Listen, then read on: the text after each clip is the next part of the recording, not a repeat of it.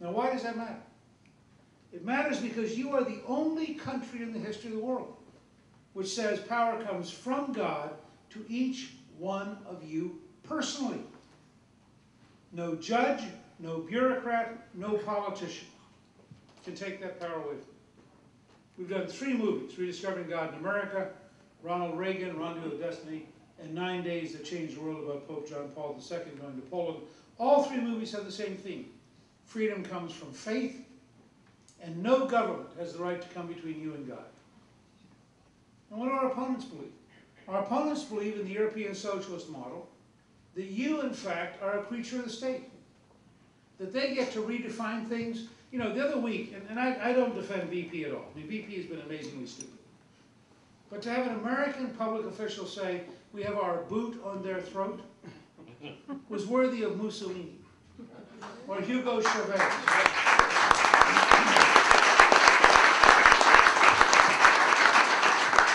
But it wasn't America. And let's be clear about this. This is a defining moment about who we are. We say you're endowed with certain inalienable rights, among which are life, liberty, and the pursuit of happiness. Notice the term, pursuit of happiness. In the Scottish Enlightenment, where Jefferson took the phrase, happiness meant wisdom and virtue. It does not mean hedonism and acquisition. But it's pursuit. It doesn't say you have a right to happiness. It doesn't say you could sue if you're unhappy. It doesn't say we need a federal department of happiness. It doesn't suggest that we need happiness stamps. It doesn't suggest that if a politician comes in, they should be able to say, you're too happy, so I'm going to take 20% of your happiness and give it to these people over there.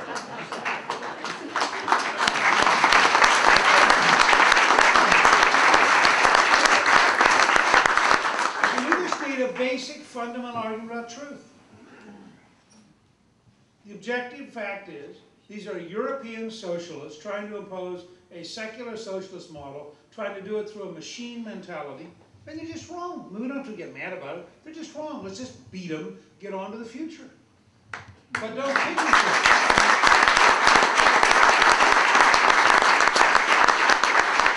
I make the point in my book, To Save America.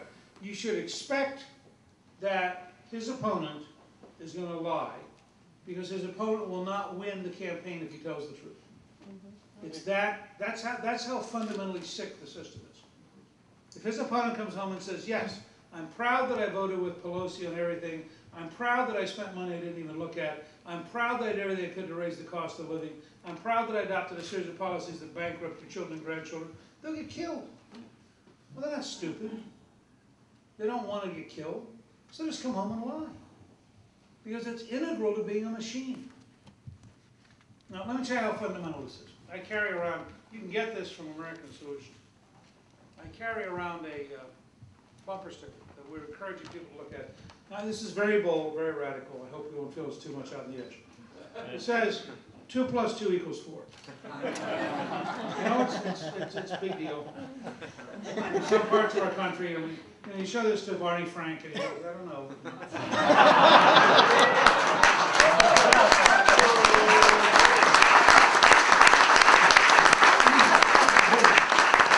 You show it to Bill Clinton, and he says, well, it all depends on what the meaning of the word 2 is.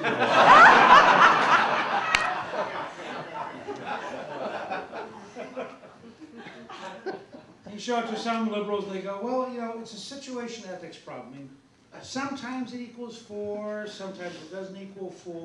You have to be very sympathetic to the way people feel about the word 4. I mean, you don't really want to use the word 4 is such a definitive, narrowing word. I mean, what if they feel bad? I mean, would you want to say to the Iranians 2 + 2 = 4 if it means you're not going to be happy? Would you rather say 2 + 2 = something? What word would you like? Let's negotiate. Now, where does this come from?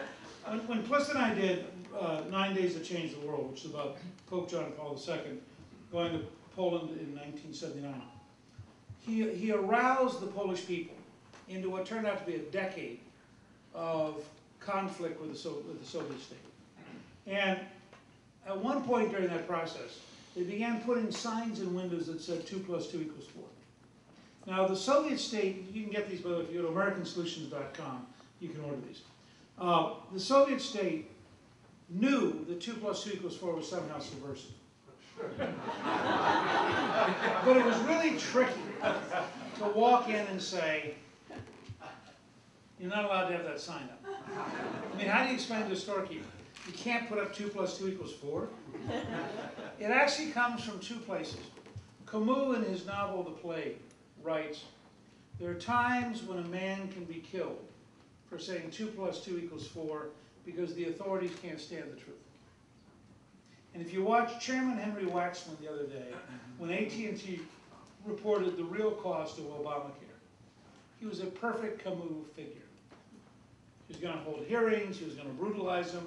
If you watched the other day with BP, it was a perfect Camus moment. They didn't care what the truth was. This was their moment to posture and beat up the head of BP. And so there's this whole problem. There's a second example. George Orwell, who was a left-wing intellectual. It's an interesting story. Orwell is a great left-wing intellectual who comes to the conclusion that centralized bureaucracy like the Environmental Protection Agency mean the end of freedom. And he writes 1984, and he says this publicly at the time. 1984 is not about the Soviet Union. 1984 takes place in London. It's about the nature of a democratic state imposing tyranny to defend its bureaucracy, which is exactly the position Hayek wrote about in The Road to Serfdom, where he said the more power you give the central government, the less freedom you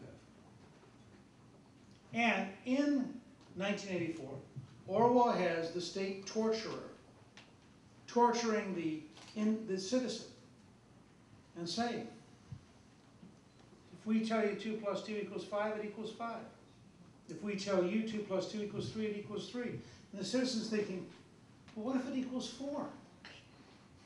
Now, let me give you, to show you how practical this is, and I think this is the most important political insight of the next quarter century.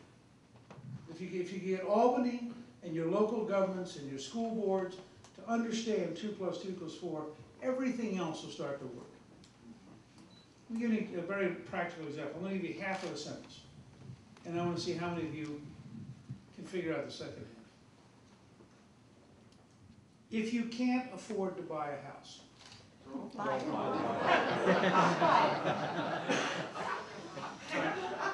I just want to check.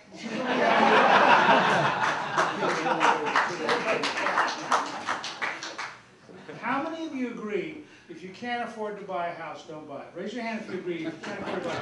This is very important, okay? And if you look around the room, it's almost unanimous. What does that say to you? It says to you the government of the United States for 25 years has been lying. For 25 years, the government said, if you can't afford to buy a house, we'll waive your credit. If waiving a credit isn't enough, we'll waive a down payment.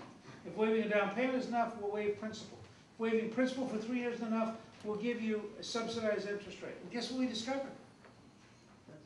You can't afford to buy a house because it's not just the payment.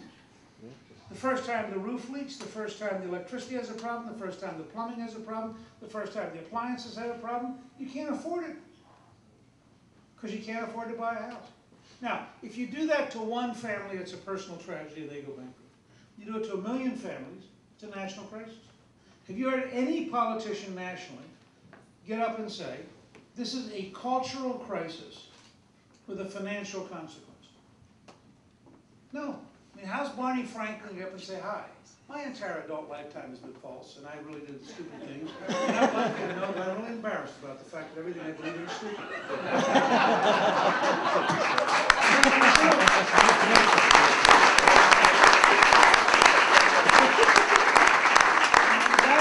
That's why we're where we're at. And that's why we need people like John Gomez, because we frankly need a new generation of Republicans who are able to get up and tell the truth without embarrassment and without feeling, oh gosh, they would feel bad if I said 2 plus 2 equals 4, because after all, their entire career has been based on 2 plus 2 equals 97. Or, you know, again, if you're a truly good liberal who believes in situation, I think you'd say, well, I'm not sure what 2 plus 2 actually equals because I haven't looked carefully at the situation in which 2 plus 2 occurs. And it could possibly mean 3 or 7 or 11. But would you tell me whether or not 2 plus 2 should actually think, or if you're in a machine mentality, you go, what does the boss want 2 plus 2 to equal?